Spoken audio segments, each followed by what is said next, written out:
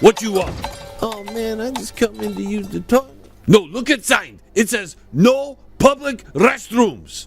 If you want to use the toilet, you must buy something. Come on, man. It costs money to flush toilet. How about if I don't flush, man? No. Listen, I'm tasting it. It's so bad, man. No, you know what? Get out of here. I'll just go in the alley. You should let them go pee. If I do for one idiot, I do for all of them. Then I got whole neighborhood going to my toilet and not buying pizza. But they might buy more pizza if you let them use the toilet sometimes. Who runs this business? Me or you? Yes, I know. Don't remind me, Mohammed. Just chop up some onions or something. That's all I do around here. Chop onions all the time. Like to chop some pepperoni sometimes. Even maybe an anchovy or something. We don't have anchovies. I know. Yes, I know. If you know what's on the menu, then make a pizza or something.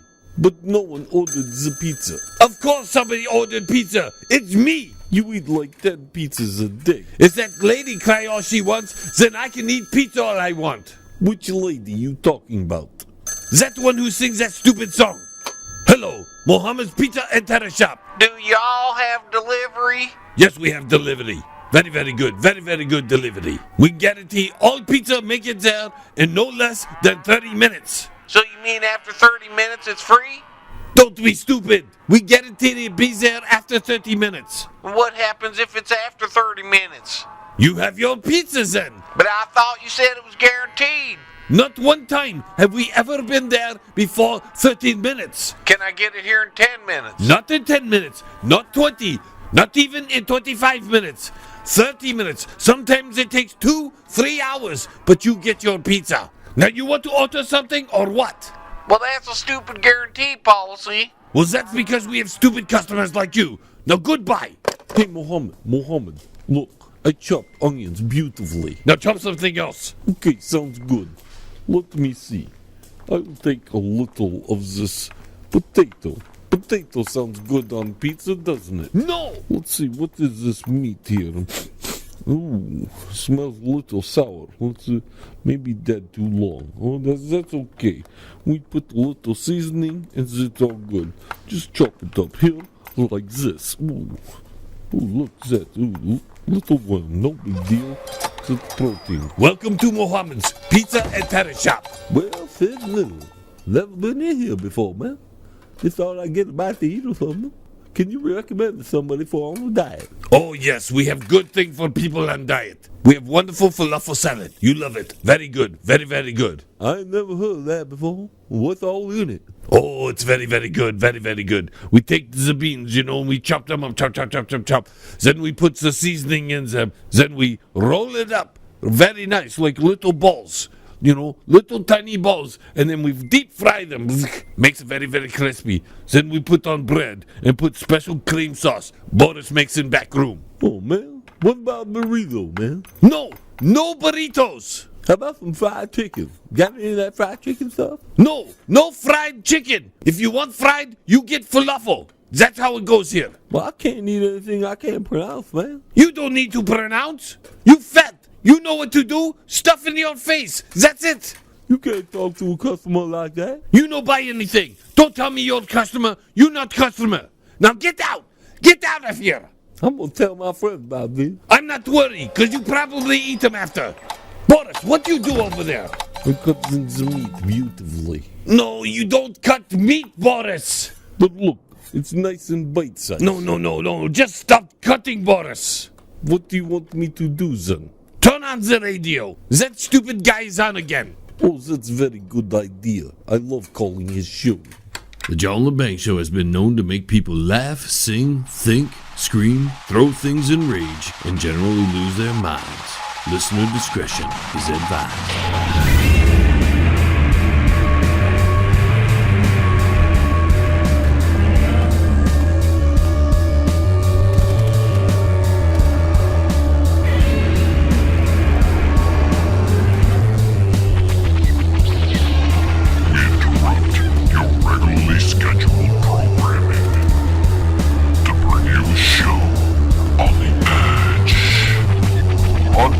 Worldwide and out to the greater universe.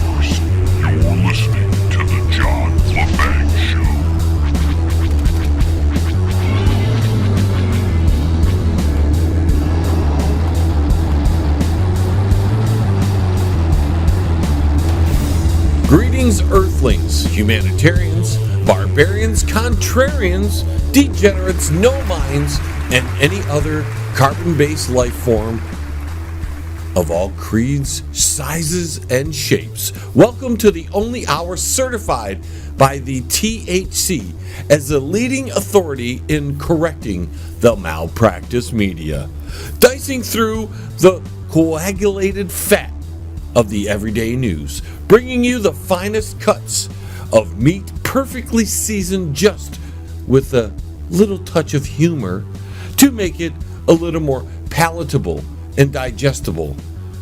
Of course, the only thing you don't want to be digesting or breathing or kissing or touching these days is COVID-19.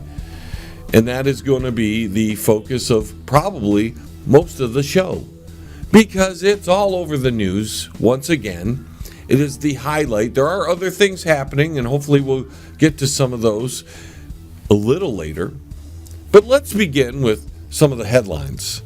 Italy locks down countries north to fight coronavirus. 17 million people are now quarantined in Italy, which is approximately a quarter of their populations. Now, police, emergency services, and if needed, the army will be available to enforce the quarantine. And if people are violating the lockdown, well, they're either going to get fined or jail, according to the decree. Now, get this, ladies and gentlemen. The quarantine will be effective as of Sunday, March 8th through April 3rd. Hopefully those people have a store of food and water and teepee and other items that they can use to get through this mess that's happening in Italy and in other parts of the world, because it is even happening here at home in the States. Now, let's remember, folks, on January 31st, the government declared a health emergency.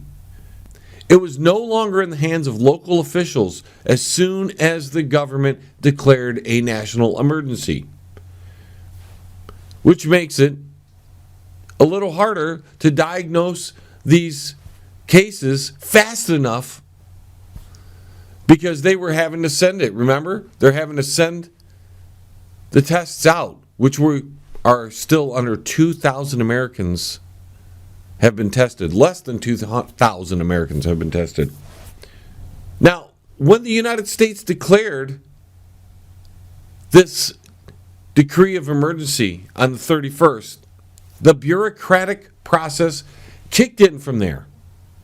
And it requires the FDA to be the approver of any and all tests when it comes to this.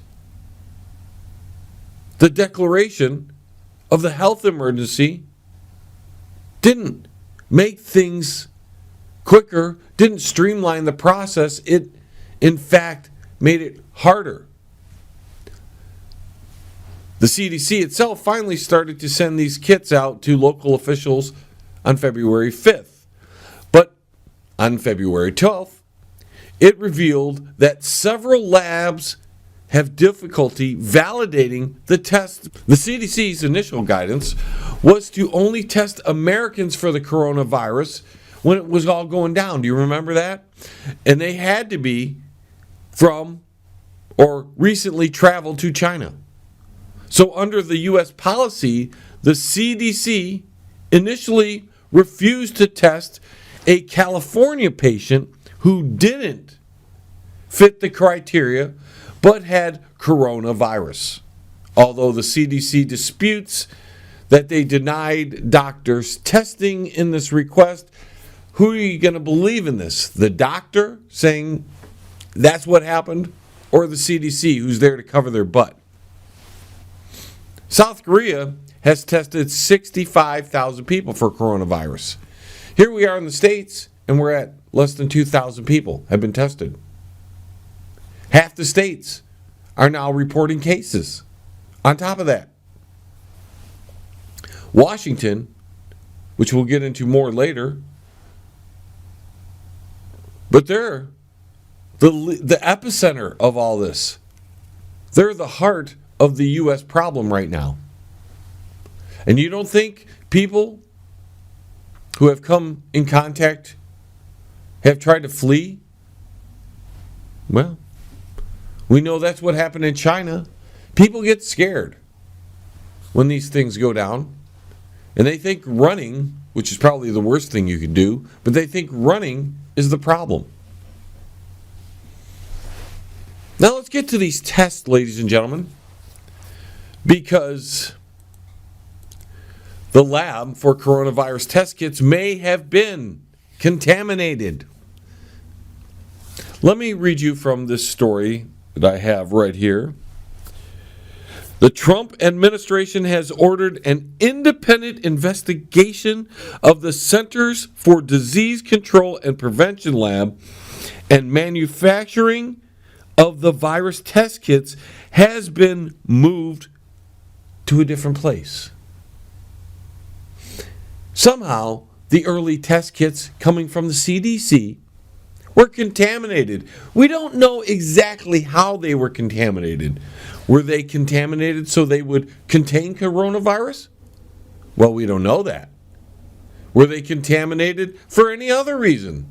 All we know is the Trump administration, who was like, wait a minute, this ain't cool, ordered an investigation and moved where the tests are being made. Senior officials are not saying exactly what the FDA regulator found at the Atlanta lab. Oh, we need to talk about this. You see, the CDC blocked an FDA official from entering their premise for over a day. He went down there to check out what was going on, and they prevented him from coming in. Now, why would they do such a thing? Well, we're going to find out when we get back from the break, but we only have a few seconds left here.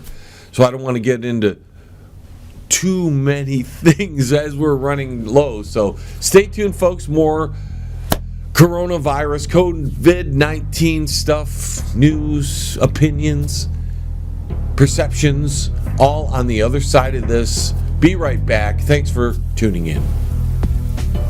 Hey, Uncle Shady, where are they going? Hey, you, get back here. The John Lebang Show will be right back. Are you in need of commercial or residential window cleaning? Do you need your office cleaned? Maybe custodial work? How about some gutter cleaning? If you do, then call Pane in the Glass. For a beautiful shine that's crystal clear, call Pane and the Glass. You can find them on Facebook at Pane and the Glass. You're listening to the John Lebang Show. It's better than an eye-reader convention. Now, by no means am I accusing the Trump administration of some kind of wrongdoing when I'm talking about the CDC blocking the FDA official. In fact, I think it's probably more like a deep state, one of those things that happened in the FBI and the Department of Justice.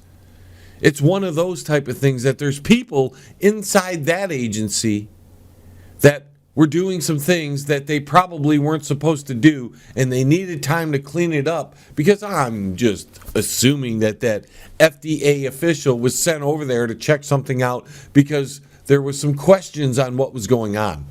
Now they shut them down, and they're not going to allow the test to come from the source that it came from. They're going to move the tests, and hopefully that corrects the test. But South Korea has been testing people. China has been testing people in the millions, yet we've only had a couple, not even a couple thousand tests taking place. To get back to the testing, as coronavirus numbers rise, CDC testing comes under fire. Federal officials botched an initial diagnostic test and restricted widespread screening. Now remember, ladies and gentlemen, remember I've been saying all along that they want this to spread. That's an opinion, of course. But at first, they blocked people from coming in only from China.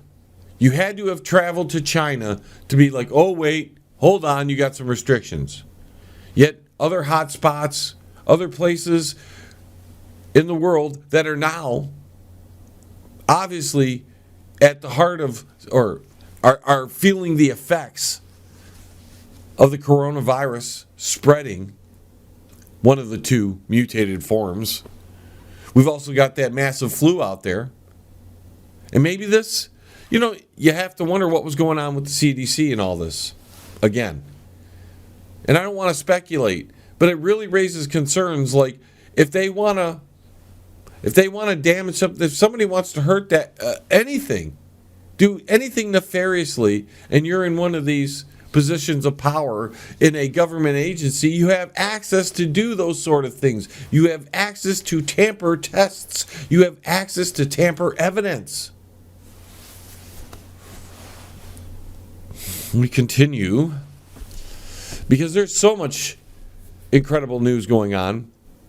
And again, this is one you shake your head at, but rescuers had to race to save a whole bunch of people that were trapped in a 5-story hotel in China that was being used to quarantine coronavirus victims. The building just collapsed. Around 70 people were trapped after hotel in China just collapsed. Nobody knows, or nobody's saying what happened. They rescued 23, 24, some of the people, but some of the people aren't going to make it. There are no reasons for the collapse. They don't have any reasons why it came down. In other news, all related, of course, all companion stories to the coronavirus. Oil plunges 10% for worst day in more than 5 years after OPEC fails to agree on mass production cut. They're trying. You got to love this, folks, because they're worried because oil's coming down in price. They want to cut production so they can still make some money, right? Again, it's all about money. That's why we haven't shut down the border entirely. We built a wall, but we don't want to keep people from coming in who have coronavirus. In fact, we brought them from the cruise ships and all over. Yet days later, they had the virus. Because apparently, it takes longer than anticipated to show signs. Maybe it's different physiologies of different people. Maybe it's genetic makeup. I don't know. I don't even think they know exactly why it's affecting or it's transmitting the way it is and how long it takes to incubate and all that. I don't know if they even know. But to get back to the oil prices sank to a multi-year low on Friday as OPEC allies rejected additional production cuts proposed by OPEC on Thursday. U.S. West Texas Intermediate crude plunged more than 10% to settle at $41.28 per barrel. International benchmark for crude dropped more than 9% and hit a low of $45.18 per barrel. International oil is $4 more than domestic oil per barrel. That's a good thing that's going on. We shouldn't be as affected globally if there comes a day when this virus is so bad nobody can work for a while. We're seeing in Italy, they're telling them almost a month, 4 weeks basically. They're keeping people home 4 weeks under quarantine, the whole area. And do you think officials in the United States are going to have the guts to do that? If they do, which it seems like, ladies and gentlemen, it's happening. Wherever it's spreading a lot, the government, quote unquote, has no choice but to quarantine the area. Of course, they could be using this for whatever nefarious reasons they want to use it for. Somebody's got, like we saw in China, they just drag somebody away because he's got COVID. And remember, The test that the CDC, and now that it's been moved to a different facility, this test is a lot different than the just coming up to your car if you're being, like they were doing in China, zapping somebody if they have a fever or something, dragging them away. Let's hope it don't get that far, ladies and gentlemen. But if Italy is imposing 1/4 of their population to be curfewed, I'm just saying, don't think it can't happen here, folks, because when it gets too bad, according to the... See, and I'm not telling you the sickness is that bad. I have to always stress this because I have friends out there who are fighting against it, downplaying the whole thing. Talking about, oh, they've tried to scare us with this, that, the other, this and that virus for many, many, many, many, many years. And you're right. My friends who are listening and have that opinion. But the difference is, they didn't quarantine whole areas, millions of people during the process. And whether the virus is bad enough or it's good, it's not as vicious as they're saying. They're using it for something. Maybe it's genuine. Maybe it's an actual quarantine to give some kind of public health safety block from it spreading. I don't know, because I'm not privy to that information. But sitting here on the sidelines watching all this, going, yeah, something is going down here that's not good on all fronts. They're using this manufactured crisis, natural crisis, man-made crisis, I don't know. It looks like it's a bioweapon of some sort, either manufactured somewhere, released in China, accidentally or on purpose, we don't know. But what we do know is it's getting around. And it's getting around rather quickly. When you think the first cases were in December, and now it's March, Africa, who they were afraid of it spreading through, at this time is pretty clean of it. Only a few countries in Africa have actual cases, and there's not many. But in the Western world, in the industrialized third world, as in China, it's making the rounds, and it's really doing its thing. Zero Hedge has this story, and this is really important for you to listen to as we're winding down this segment. All hospital beds in the United States will be filled with patients by about May 8th due to a coronavirus analysis. A sobering analysis on how coronavirus is likely to impact the U.S. healthcare system suggests that hospitals will be quickly overwhelmed with patients and that all available beds will be filled by around May 8th. If the virus tracks with Italy's figures, and 10% of patients require ICU. Incredible. So the houses that already have about 60% of their beds filled on any given day, that's according to this article, now are looking by May 8th, 2 months from now, ladies and gentlemen, in 2 months, all the beds will be filled, which means the hospitals will be overwhelmed, which means the public health system will be overwhelmed. There won't be enough doctors, there won't be enough places. No wonder they're trying to buy hotels in places like Washington. They got the idea from China. As we see, China took hotel and turned it into a quarantine facility. Of course, it accidentally collapsed on the victims, but that's what their plans are. You watch if more hotels won't be bought, won't be purchased, won't be commandeered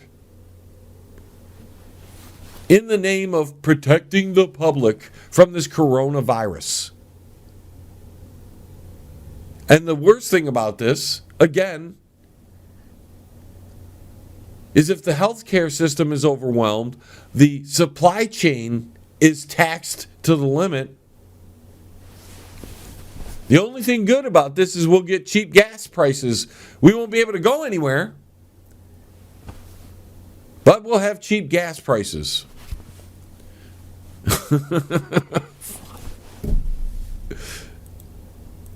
All this because they didn't take appropriate measures in the beginning. Right from the very get-go, the mistakes happened. And I'm not blaming Trump. I'm blaming bureaucracy. Okay? They should have just said, you took the chance by going to another country and you contracted a disease.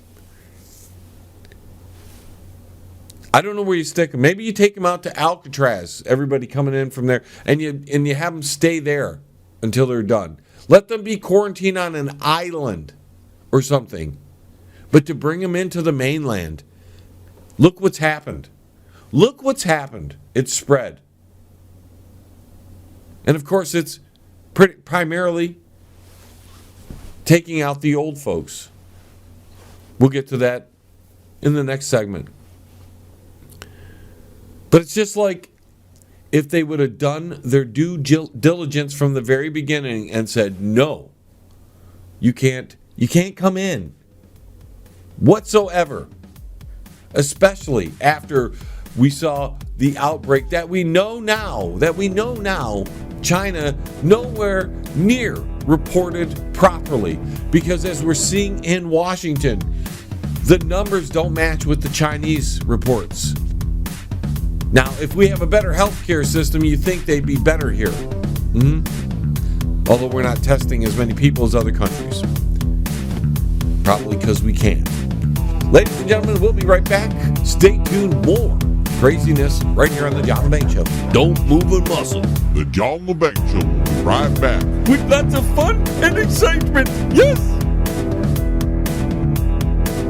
Jim's Tuxedo and Menswear is your one-stop shop for tuxedos and men's quality suits. We go the extra mile to make sure your tux or suit is the perfect fit. Our huge selection is second to none in the state. Looking good. Outstanding customer service. And we're located on Dix Toledo in Southgate. Call today, 734-285-3253. Jim's Tuxedo and Menswear is the place to be. Yeah. Thanks for coming to Jim's Tuxedos and Menswear. You know I had to come to the best. That's right. Hey, man, it's at the bottom of the hour, man. Do you know where your kids are, man? If you want to contact the John Lebang Show, feel free to send an email to jlebang@live.com. And if you're on Twitter, look him up at John Lebang. And don't forget to go to his Facebook page at The John Lebang Show. Banger. Now here's John. I've been really contemplating the coronavirus of late. Not in the realm of getting sick or anything. To me, that's truly a side note. But it's to a greater issue of how's the economy going to handle this with so many industries being affected, so many people being affected as well in parts of the world that we rely on. And I knew it was a foregone conclusion when this happened. We were reporting it on the show. I knew it was a foregone conclusion that it was going to make it to the States.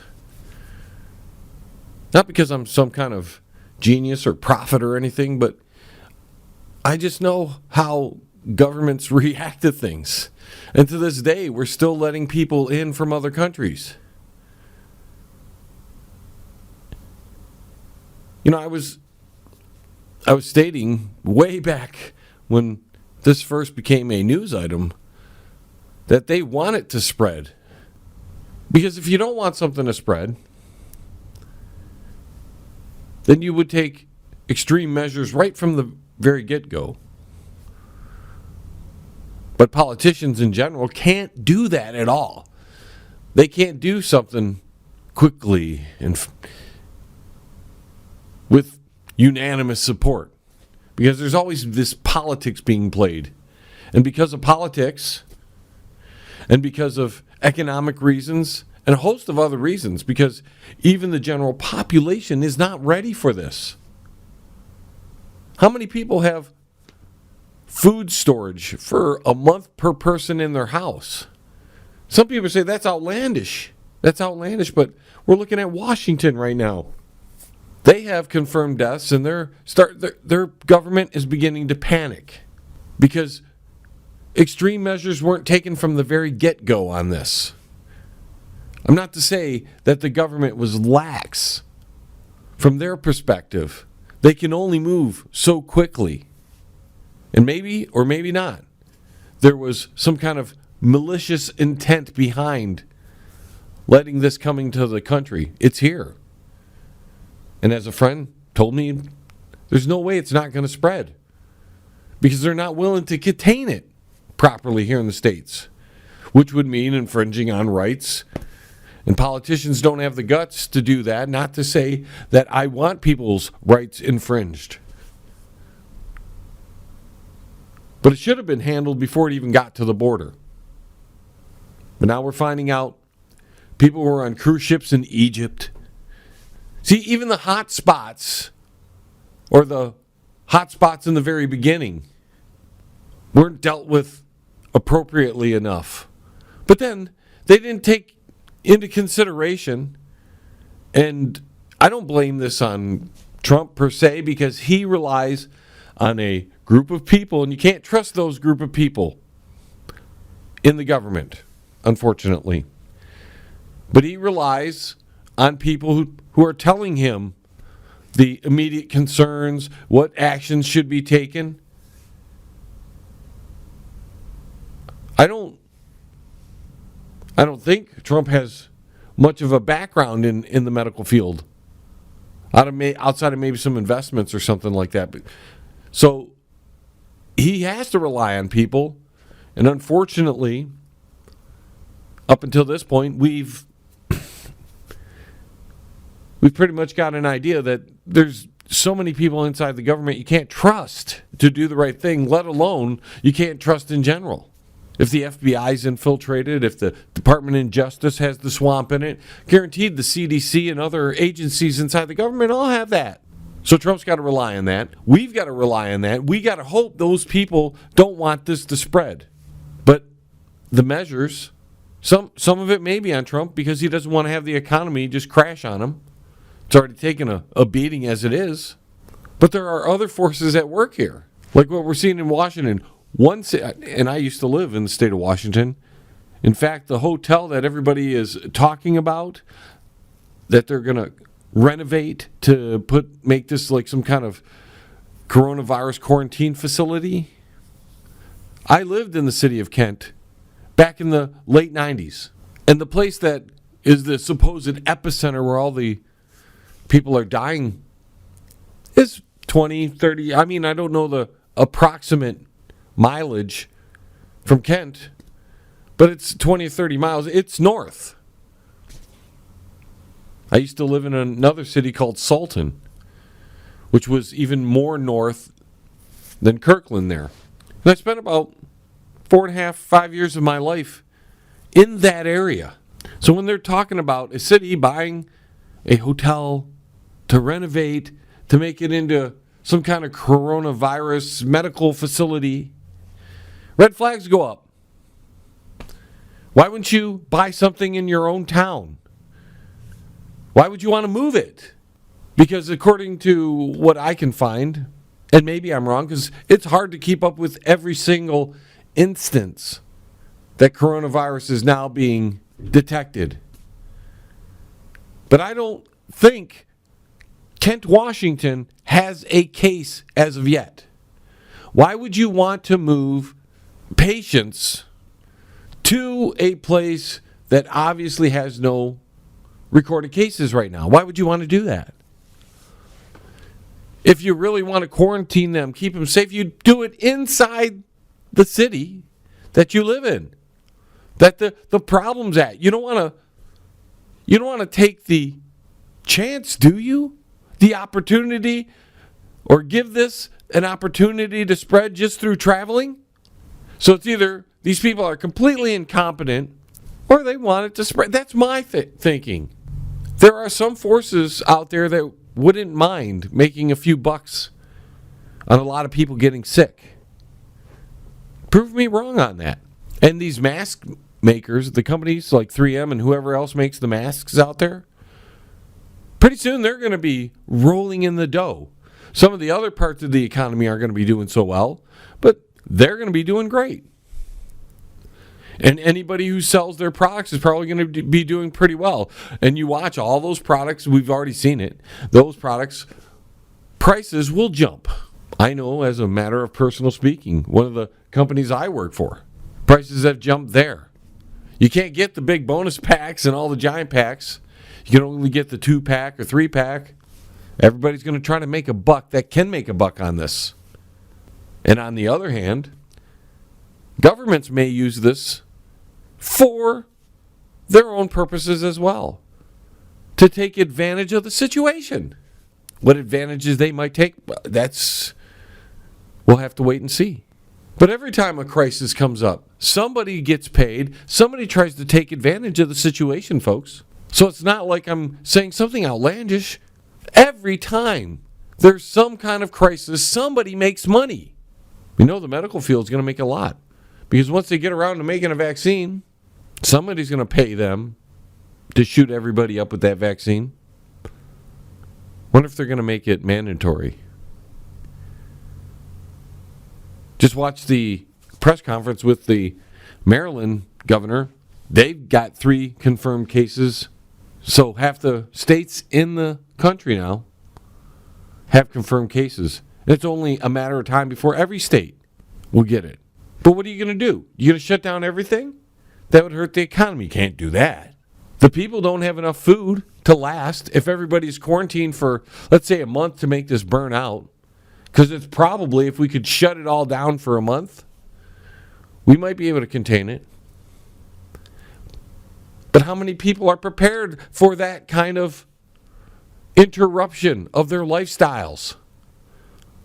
Nobody's prepared to stay home for a month. How are we going to pay your bills, right? Nobody's, let alone eat.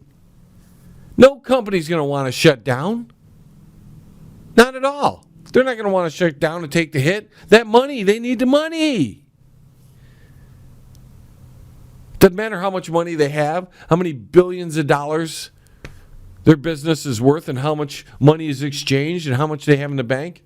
They got to keep rolling that money in, folks. Few old people keel off. They're not part of the workforce anyways, are they? And some older men that aren't quite elderly yet, if they take a hit, not a big deal.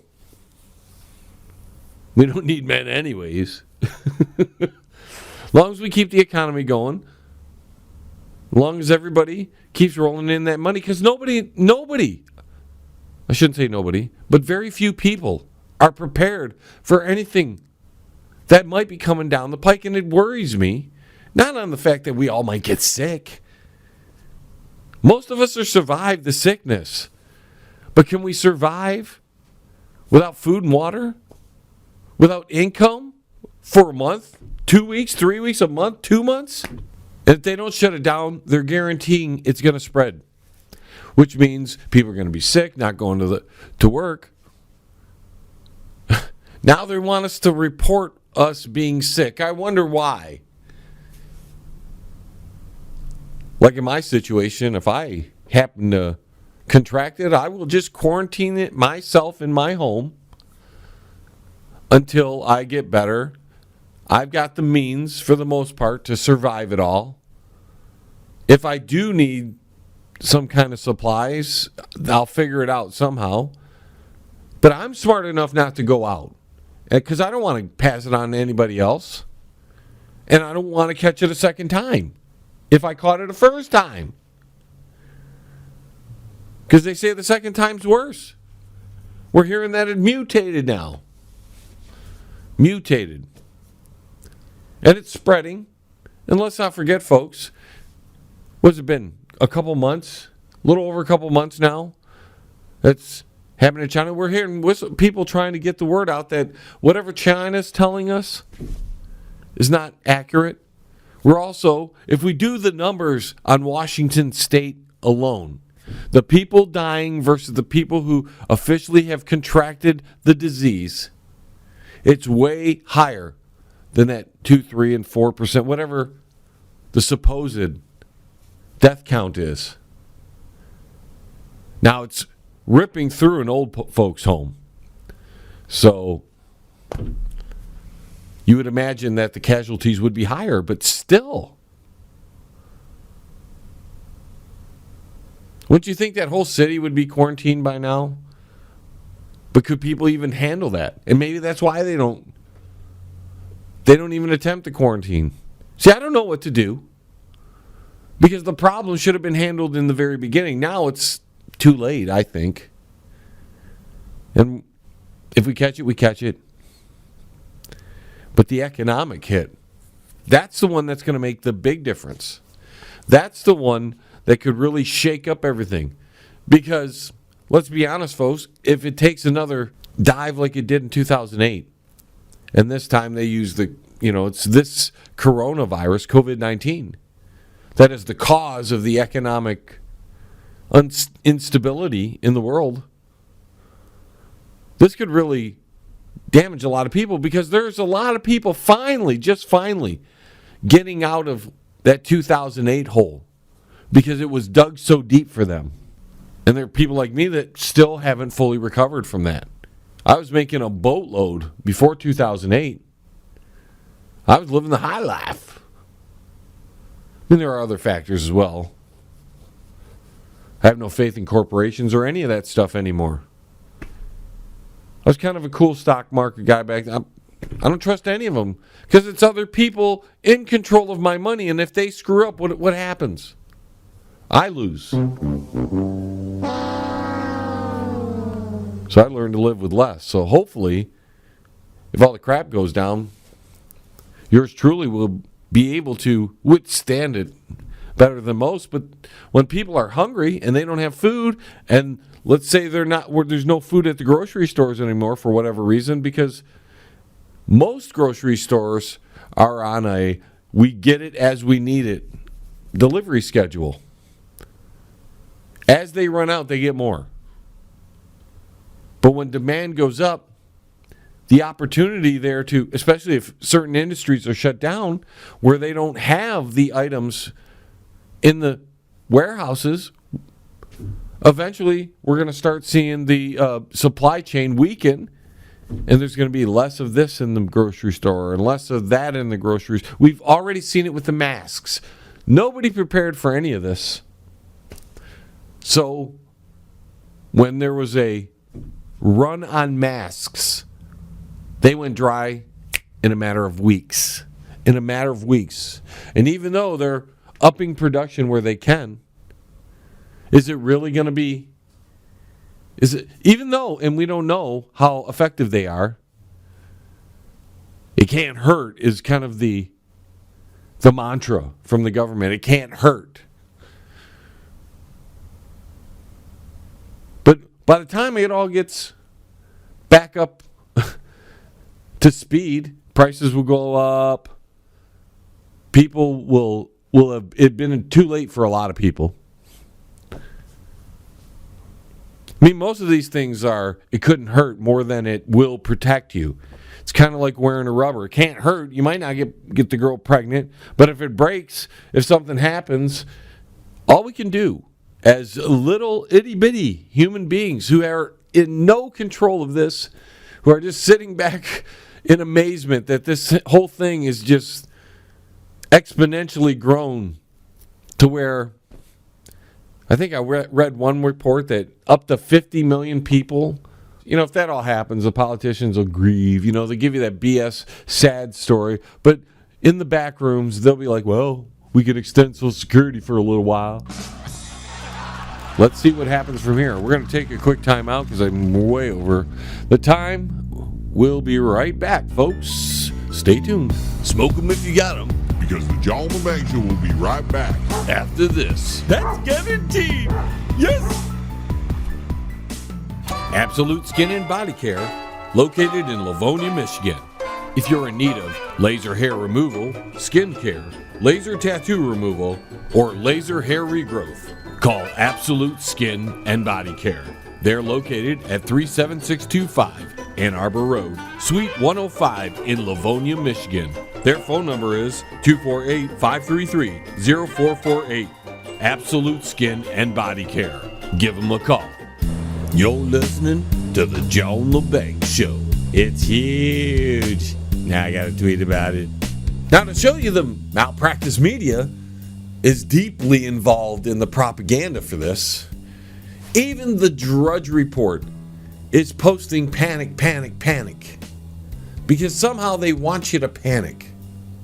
Because if they didn't want you... Trump is trying not to get people to panic, as far as I can tell. But the news media, well, even the Drudge Report, whole page, whole top of the page yesterday. Cover up, whistleblower says fake, all the news, fake about it. It's worse than it, and it might be worse. Israel considers placing travel restrictions on New York, California, and Washington. They should place restrictions on the entire country. But they already let those pilgrims in some weeks ago. Remember, we talked about that 2-3 shows ago. That's too late. You already had it in your country, folks. If it was there at any time, it's probably too late. It's going to spread. And I don't want to cause a panic. I'm not the mainstream malpractice media, folks. I am not them. But the point here is they're using this. And you better be prepared. Stock up on a few things. And I'm not telling you to panic stock up like the morons out there in Australia who all of a sudden started getting whacked out. And they got in a fight. Over toilet paper. Let's get the TV, man. Put that TV down before I beat you up. Oh, man, don't be dissing, man. I need the TP. You don't need all that TP. Oh, we Mexican, man. We need lots of TP. Well, I got a bunch of children I gotta take care of. And you know how much they poop? We need this TP for us, man. Listen, give me that TP. Give it to me. Give it to me. Help. Somebody help me, man. I want that TP now. Stop kicking me with your shoes, man. Stop kicking me with your shoes. If you don't give me that TP, I'm gonna sit on you. What's the problem here? That fool tried to take my TPs. I don't see your name on it. Shut up, you fools, before I kick your butt, too. Hey, look, a chili dog. Where's? Bye.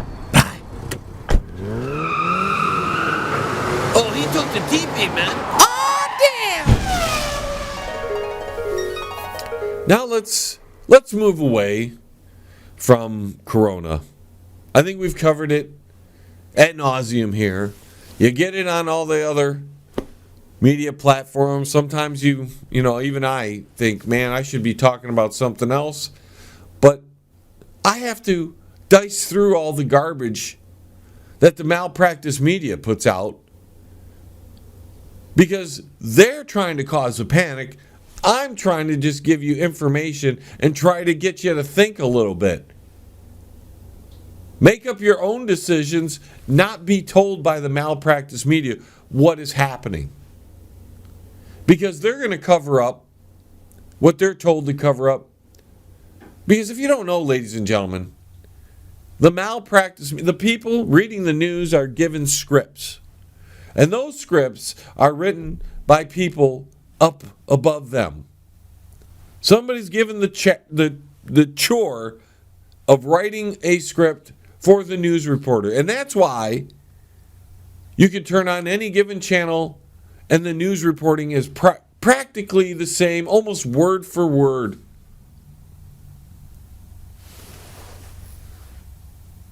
But I try to go a little deeper for you. And that's why I'm talking about it.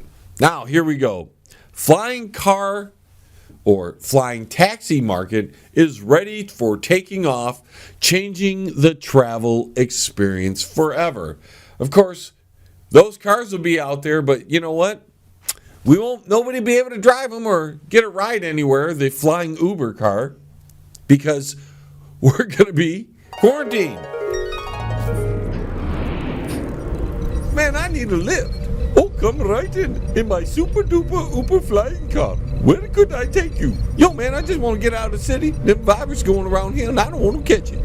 I need an address, sir. Yo, man, just go anywhere, man.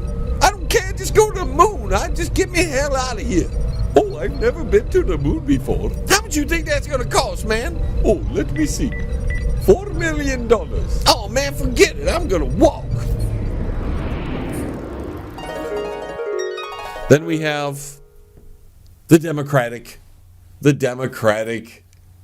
presidential nomination process is dwindling down.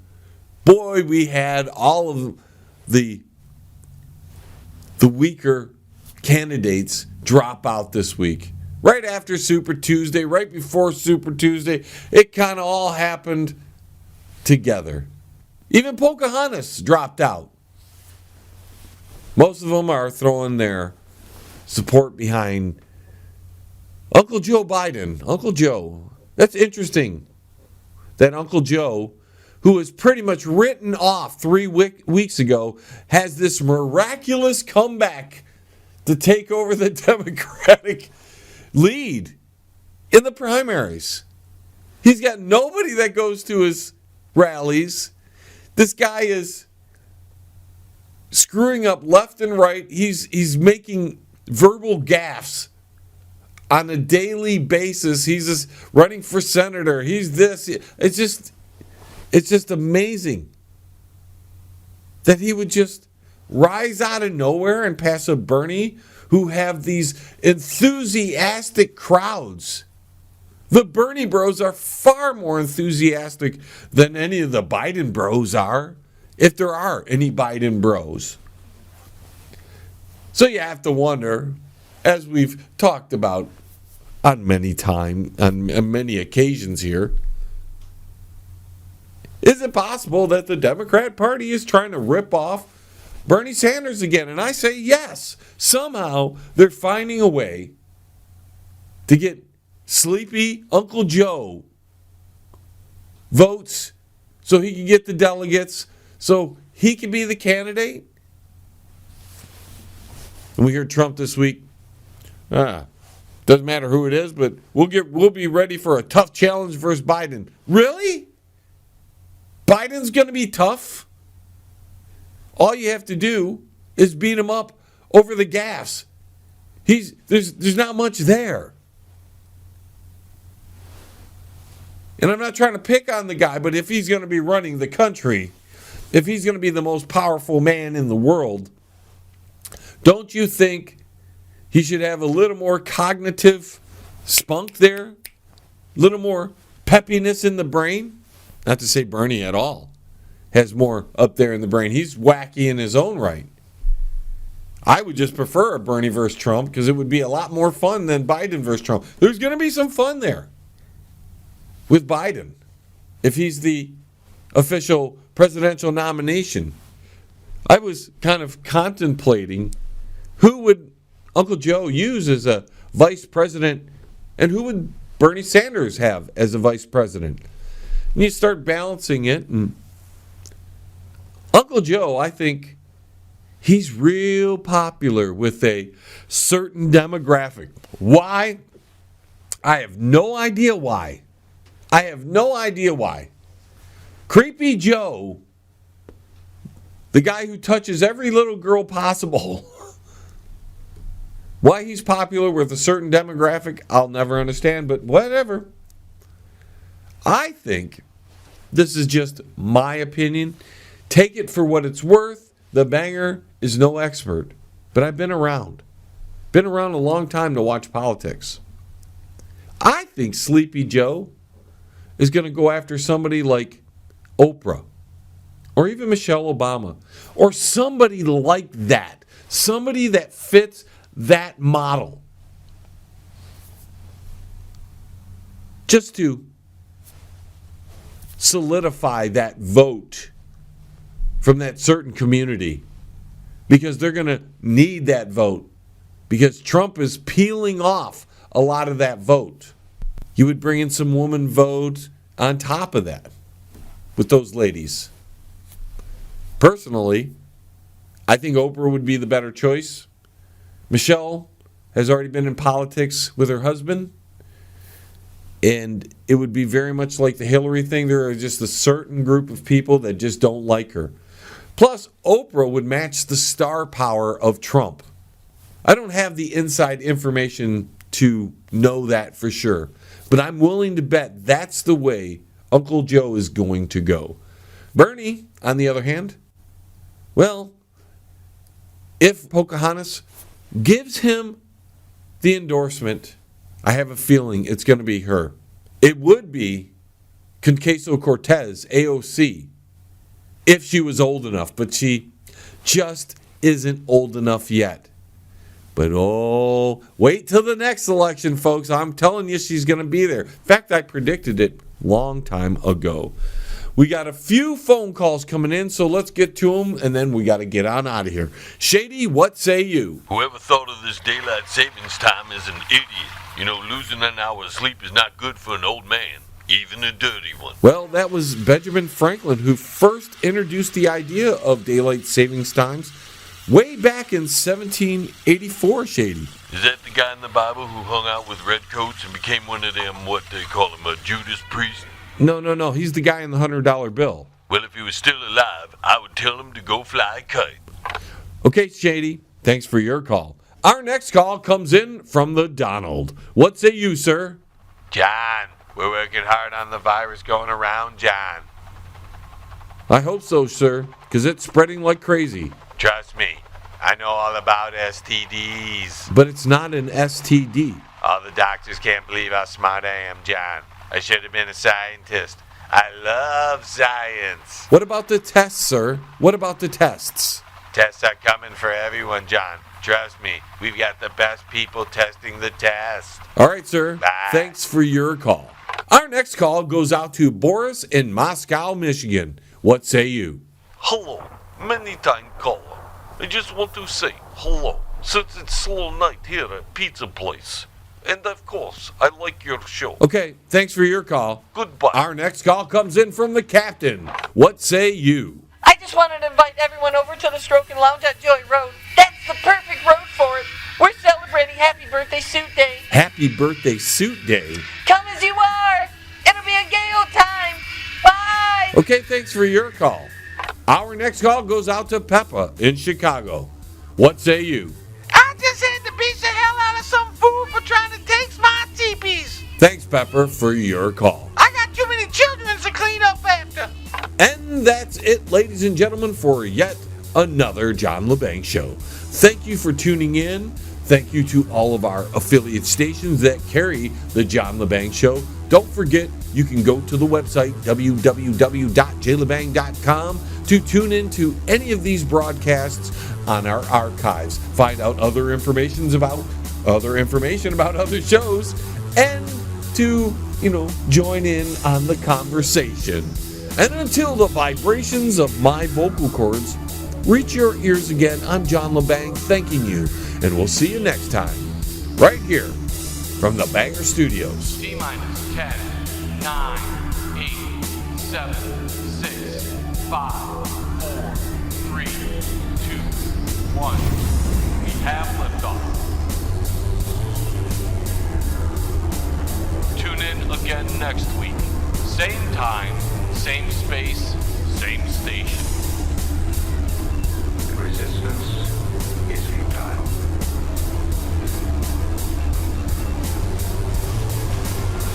Hillbilly Log Supplemental. After months of tracking Stoney, I think I'm finally closing in. I had dinner at one of them there big joint restaurants, and I overheard a lady talking about some fella wearing some strange boots, so I assume he's still chasing that one fella that I let out of the dungeon. Probably shouldn't have done that, but I reckon them boys from the future know what they're talking about. I'm fixing to get me some dinner over there at Lenny's. Signing off for now.